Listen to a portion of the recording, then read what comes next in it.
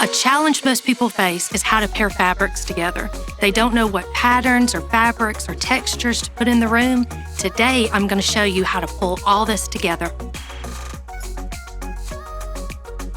The first thing I like to do is start with a layout of the room. This means I like to look at the space and decide if I need a sofa or an accent chair, or even a sectional. Once I do that, the next thing I do is identify the signature piece in the room. This could be any of your seating options or even a rug. Next, I choose my color palette.